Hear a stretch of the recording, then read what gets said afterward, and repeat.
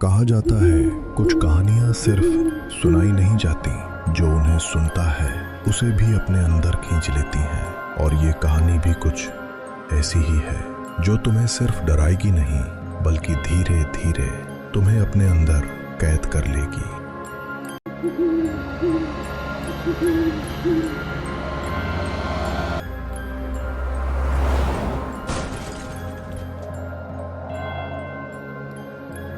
अजय, गाड़ी क्यों रोकी तूने? कुछ गड़बड़ है क्या? इंजन से इतना धुआं निकल रहा है, तुम्हें दिख नहीं रहा क्या? अरे यार, इतना पैनिक क्यों कर रहे हो? सिर्फ धुआं ही तो है, ठीक हो जाएगा। अरे धुआं निकल रहा है तो समझना, इंजन गर्म हो गया है या कुछ खराब है। मैं मैकेनिक नहीं हूँ जो एक नजर में सब बता दूँ। कहा था ना ट्रेन से चलते हैं, पर नहीं, तुझे ही हीरो बनना था। अब देख, बीच जंगल में फंस गए। बस करो तुम दोनों, ये तू मैं करने का वक्त नहीं है। हम बीच जंगल में फंसे हैं। विशाल, तू मैकेनिक को फोन कर। नहीं यार रोहित, मेरे फोन में तो सिग्नल ही नहीं आ रहा। तू ट्राई करके देख। मेरे फोन में भी सिग्नल नहीं है। यार मेरे फोन में भी नेटवर्क गायब है। अब क्या करेंगे हम? यहाँ खड़े रहने से कुछ नहीं होगा, चलो आगे चलते हैं। शायद कोई गांव मिल जाए। आज की रात वहीं बिताते हैं, सुबह देखेंगे गाड़ी।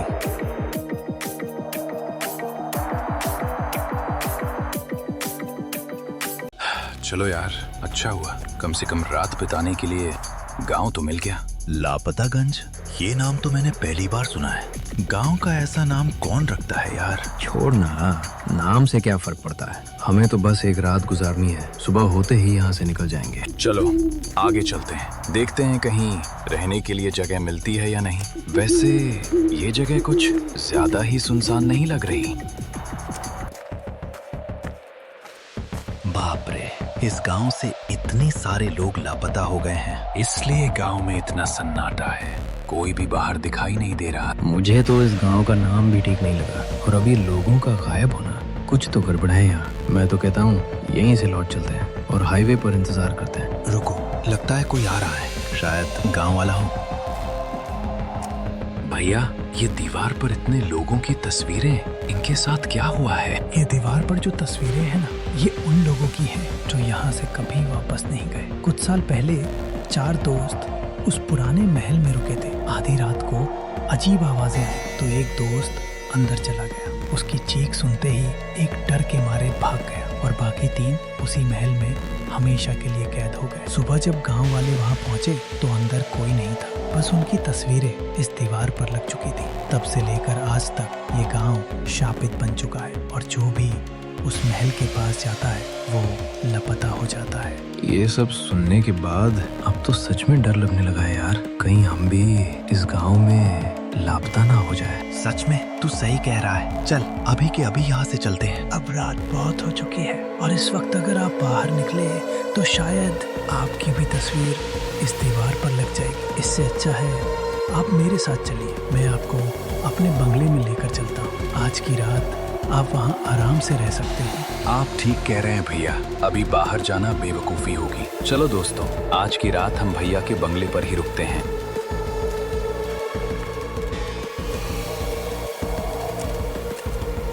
ये रहा मेरा बंगला। पीढ़ियों से मेरा परिवार ही इसे संभालता आया है। पहले दादा, फिर पिताजी, और अब मैं। भैया, ये बंगला कम, महल ज्यादा लग रहा है। इस छोटे से गांव में इतना बड़ा महल, यकीन ही नहीं हो रहा। मुझे तो कुछ गड़बड़ लग रही है। गांव में तो मौसम एकदम साफ था, और यहाँ आते ही अचानक ये बिजलियाँ चमकने लगी। यहाँ का मौसम पल में बदल जाता है। आप लोग अंदर चलिए, मैं आपके लिए खाने का इंतजाम करता हूँ। रोहित, मुझे ये सब सही नहीं लग रहा। ये जगह भी और ये आदमी भी कुछ तो छुपा रहा है। अरे रिलैक्स करो, कुछ नहीं होने वाला। तुम दोनों बस बेवजह डर रहे हो।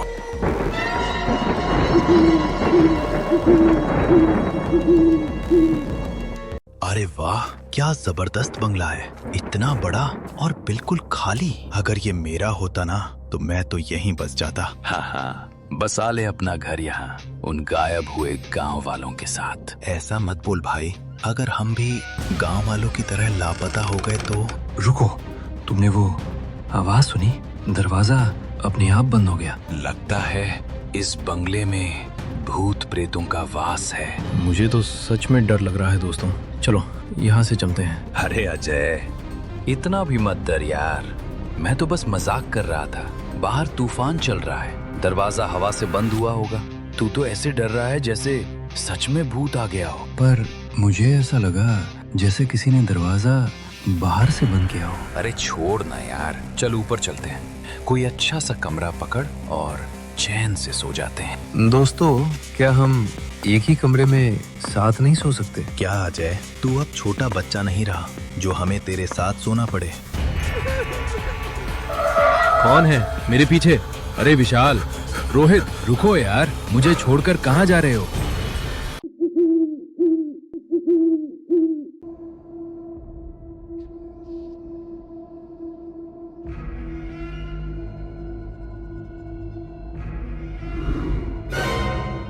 क्यों नींद नहीं आ रही? आंखें बंद करता हूँ तो लगता है कोई मुझे देख रहा है। और वैसे भी यहाँ कौन सा भूत आने वाला है। चल सो जा विशाल।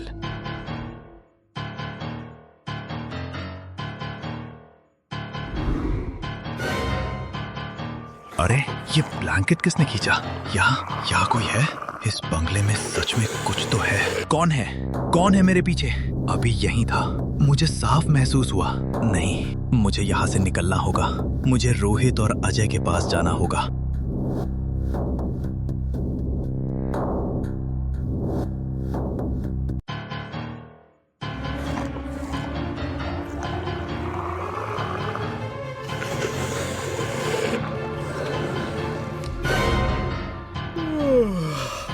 क्या सपना था यार। मेरी शादी प्रीति से होने ही वाली थी। सब कुछ सेट था, बैंड बाजा भी बज रहा था। बस पंडित जी 7 फेरे बोलने ही वाले थे और तभी मेरी आंख खुल गई। यार मेरी किस्मत ही खराब है। असल जिंदगी में तो चांस नहीं मिलता, कम से कम सपने में तो शादी हो जाने देते। ये रोने की आवाज कहाँ से आ रही है? कौन है वहाँ? मैं तुम्हारी प्रीति हूँ अजय, मुझे भूल है क्या? प्रीति, ये कैसे? तुम तो सपने में थी। और ये आंसू, तुम रो क्यों रहे हो? तुम मुझे छोड़कर चले गए अजय, इसलिए मैं अब तुम्हारे पास आई हूँ। मेरे पास आओ अजय, मुझे तुम्हारी जरूरत है। लो, आ गया मैं। अब एक बार मेरी तरफ तो देखो प्रीति।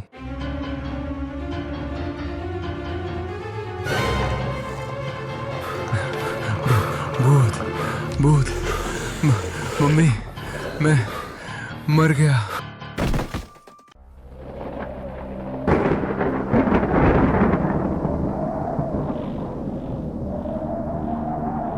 लगता है बाहर जबरदस्त तूफान आया है। चलो अच्छा हुआ हमें ये बंगला मिल गया, नहीं तो पूरी रात कार में ही बैठे रहना पड़ता और ऊपर से अजय और विशाल को झेलना पड़ता। ये क्या था? अभी यहीं दीवार पर कुछ था, काला साया, लेकिन अचानक गायब कैसे हो गया? अरे विशाल, क्या हुआ? तू ऐसे भागते हुए क्यों आ रहा है? कुछ हुआ है क्या? इस बंगले में कुछ तो गड़बड़ है। अजीब अजीब आवाजें आ रही हैं और ऐसा लग रहा है जैसे कोई मेरा पीछा कर रहा हो। रोहित, हमें जल्दी से अजय के पास जाना होगा। हमें अभी जाना होगा, कहीं उसके साथ कुछ गलत ना हो जाए। यहाँ मेरी जान निकली जा रही है और तू खिड़की के सामने खड़े होकर मौसम का मजा ले रहा था। मुझे भी दीवार पर साया दिखाई दिया। अब मुझे पूरा यकीन हो गया है कि इस बंगले में भूत है। अजय यहाँ नहीं है, वो गया कहाँ? कहीं ऐसा तो नहीं भूत ने अजय को पकड़ लिया हो? चुप कर यार रोहित, ऐसा कुछ नहीं होगा, पर हमें जल्दी चलना होगा। देर हुई तो सच में कुछ गलत हो सकता है।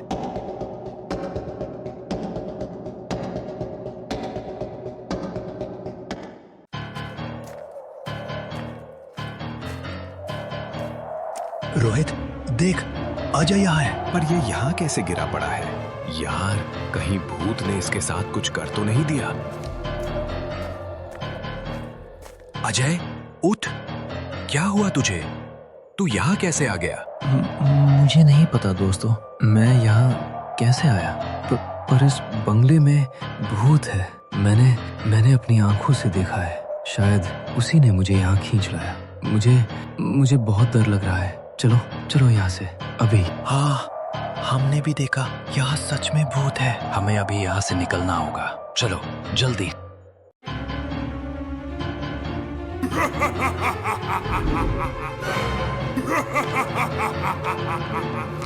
तुम तीनों अब यहाँ से भाग नहीं सकते।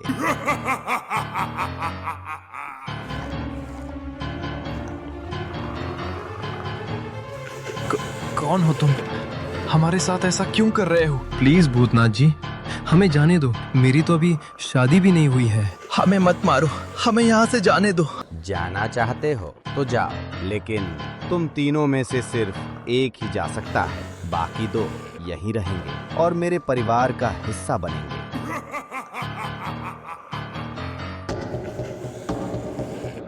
अजय तू जा, हम दोनों यहीं रहेंगे। हाँ अजय, तू जा और हमें भूल मत जाना। क्या तुम सच में मुझे जाने दे रहे हो? जल्दी जा, वरना मैं चला जाऊंगा। तुझे बाहर जाकर शादी भी तो करनी है। बड़े नसीब से मिलते हैं ऐसे दोस्त इस जन्म में। शादी विवाह तो फिर कभी हो जाएगा, पर तुम दोनों जैसे दोस्त दोबारा नहीं मिलेंगे। इसलिए मैं भी तुम्हारे साथ यहीं रहूंगा। तुम्हारी दोस्ती सच में लाजवाब है। मेरे भी दोस्त थे, हम भी एक रात यहाँ रुके थे, लेकिन जब आग लगी वो मुझे छोड़कर भाग गए। मुझे बचाने की कोशिश भी नहीं की और मुझे मरने के लिए यहीं छोड़ दिया। लेकिन मैं तुम्हारे साथ ऐसा नहीं करूंगा। तुम्हारी दोस्ती सच्ची है, इसलिए मैं तुम तीनों को जाने देता हूँ। अगर ऐसा है तो इस गांव को भी इस श्राप से मुक्त कर दो। ठीक है, आज से ये गांव भी आजाद है। तुम्हारी दोस्ती ने मुझे शांति दे दी, मुझे फिर से यकीन दिलाया कि सच्ची दोस्ती आज भी जिंदा है। अब मुझे भी मुक्ति मिल गई। भूत ने इसे उल्लू बनाया था। सच्ची दोस्ती वही होती है जो मुश्किल वक्त में साथ खड़ी रहे। जो दोस्त मुसीबत में साथ छोड़ देते हैं वो दोस्त नहीं होते, लेकिन जो दोस्त अपनी जान की परवाह किए बिना साथ निभाते हैं वही दोस्ती मिसाल बन जाती है। अगर आपको ये कहानी पसंद आई हो तो हमारे चैनल को सब्सक्राइब जरूर करें और ऐसी ही मजेदार और डरावनी कहानियों के लिए हमारे साथ जुड़े रहें।